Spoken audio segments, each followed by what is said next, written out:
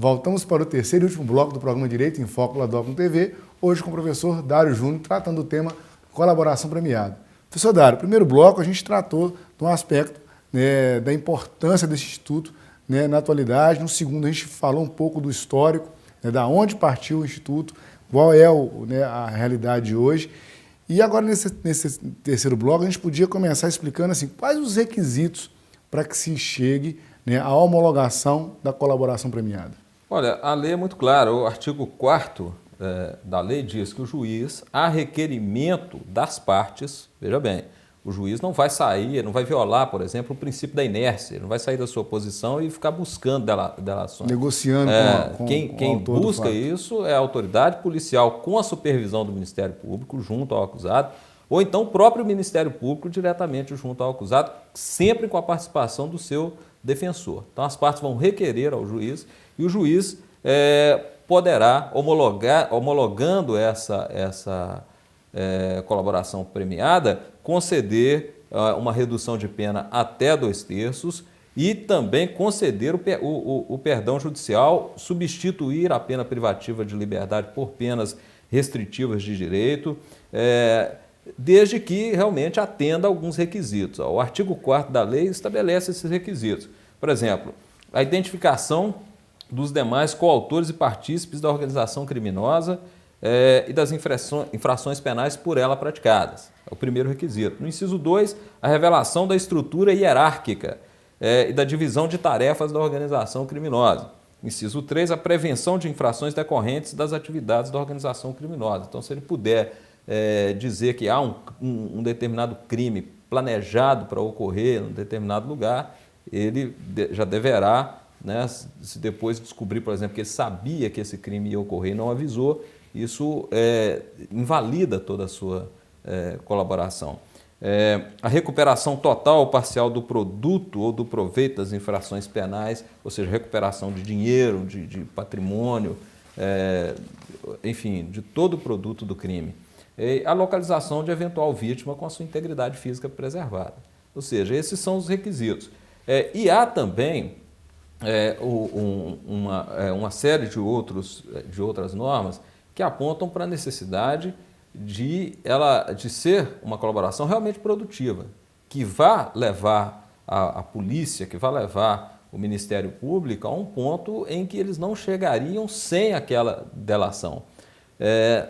Há também um requisito essencial em que o colaborador ele renuncia ao seu direito constitucional de permanecer calado.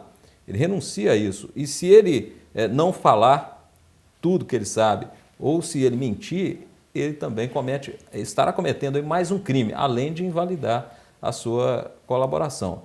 Então, assim, é aquilo que eu disse, a delação ou colaboração premiada, colaboração espontânea, colaboração voluntária, isso já existe no direito brasileiro há 25 anos.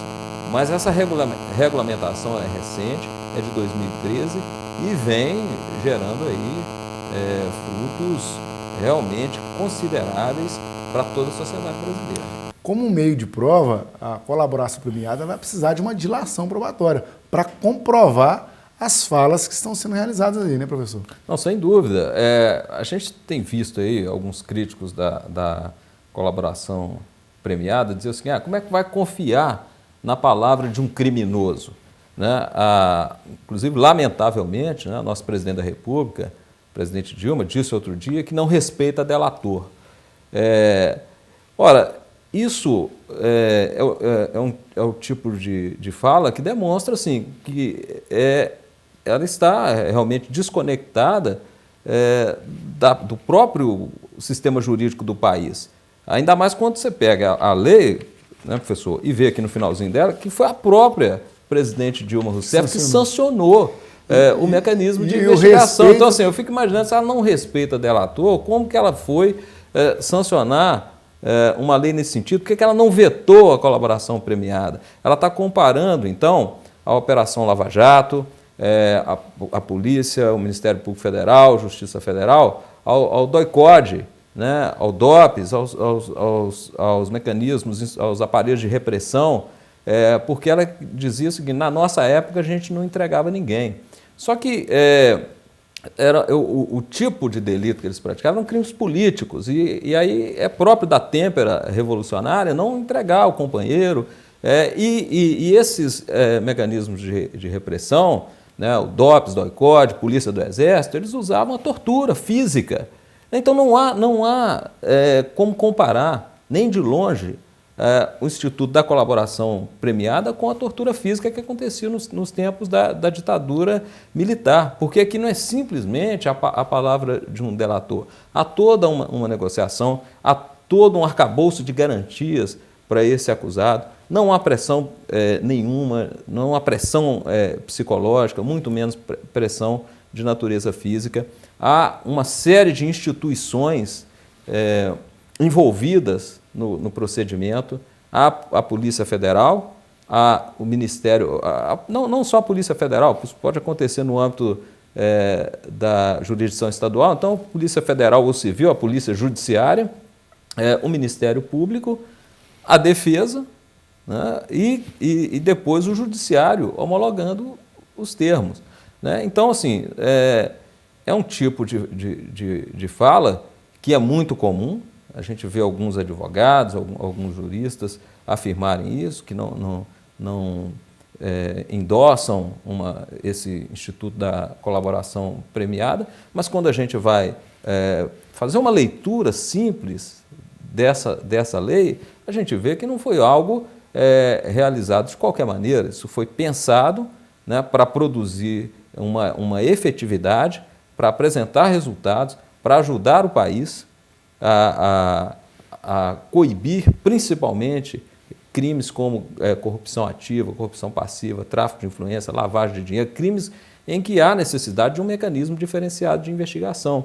A gente pode fazer um paralelo também com o chamado acordo de leniência, que é previsto no âmbito administrativo e que está muito intrincado também com a colaboração premiada. O acordo de leniência está previsto na Lei 12.529 de 2011, que é a lei que trata do combate aos cartéis, da preservação da lealdade de concorrência, que trata da defesa econômica da população, a lei que instituiu o CAD, que regulamentou os procedimentos no CAD, né, Conselho Administrativo de Defesa Econômica do Ministério da Justiça, e lá há uma previsão de que o acordo de leniência feito perante o CAD repercutirá nas sanções penais que aquelas pessoas estariam sujeitas em relação àqueles crimes econômicos, tributários, crimes financeiros. E isso aconteceu recentemente na Operação Lava Jato. O que se discute é se o acordo de leniência precisaria da participação do Ministério Público, que é o autor penal originário, né? E se seria necessária essa participação, se seria necessário uma homologação também por parte do juiz criminal que está cuidando daquele caso, que são instâncias de competência distintas. No caso do CAD, agora há cerca de 15 dias, fez um acordo de leniência com a empreiteira Camargo Correia, que vai devolver, se comprometeu em devolver aos cofres públicos 700 milhões de reais que haviam sido desviados aí em esquemas de corrupção. E esse acordo contou com a participação do Ministério Público Federal do Paraná, do juiz Sérgio Moro, que comanda essas investigações. Então, quer dizer, são várias instituições atuando de uma forma transparente para resolver uma situação que é penal, mas também tem repercussões em outros segmentos. O importante é se proteger das instituições democráticas. E o respeito tem que ser com um processo judicial democrático em que as partes puderam atuar, sem dúvida, que há o duplo grau de jurisdição, e é isso que vai traduzir numa decisão que favoreça o país. As instituições vão ser preservadas ao final disso tudo aí. A gente vê esse tipo de pronunciamento lamentável da presidente Dilma contra o Instituto que ela mesma sancionou, que ela mesma endossou, né? Mas a presidente Dilma vai passar, né? Ela não vai ficar aí para sempre e as instituições permanecerão. Nós temos hoje, e o que me anima muito, é que nós temos hoje em diversas instituições um corpo técnico extremamente qualificado e que está lá trabalhando assim de uma forma estritamente voltada para garantir o império da lei, né? Tenho visto isso. Pode ser que na cúpula de um ou outro, né, desses órgãos, de uma ou outra dessas instituições, ainda haja possibilidade de acordos, né, com viés político, mas o corpo técnico está muito bem estruturado. E chega uma hora que isso aparece assim, de forma tão evidenciada, esses ilícitos, esses diversos crimes, infrações penais, administrativas, eleitorais, contábeis, isso aparece assim, de forma tão evidente que mesmo aquele chefe da instituição, aquela pessoa que comanda aquela instituição, que preside aquela instituição, cumprindo um mandato assim, de forma temporária, mesmo ele querendo fazer algum acordo, aliviar algo de forma indevida para alguém, ele não teria como fazê-lo. Como disse o próprio Procurador-Geral da República na sua sabatina recentemente no Senado. Falava que ele estava participando de um acordão. Ele falou, eu teria que combinar com os russos, eu não teria como fazer. O que ele quis dizer? Atrás de mim tem uma equipe de procuradores da República que estão muito empenhados nessa investigação. Federais, e ele não pode agir sozinho. Delegados federais, né? Procuradores que estão lá no estado do Paraná, os próprios procuradores que dão sustentação à Procuradoria-Geral da República em Brasília. Então, não é um negócio muito simples, no âmbito dessas organizações, simplesmente desconsiderar o acusado A ou o acusado B, ou desconsiderar a prova X ou Y para beneficiar indevidamente uma pessoa. Sudário, já fica o convite aqui para um novo encontro, porque eu percebo que a gente tem muita coisa importante para poder falar a respeito, né, desse tema, e a gente vai ver ainda alguma coisa no noticiário a respeito ainda, até se chegar a uma conclusão satisfatória para o país. Queria muito agradecer a sua presença aqui hoje, tratando de um tema tão especial quanto esse. Eu agradeço o convite, me coloco à disposição, é sempre uma satisfação participar aqui do Direito em Foco. Ok. O programa Direito em Foco se despede, até o próximo encontro.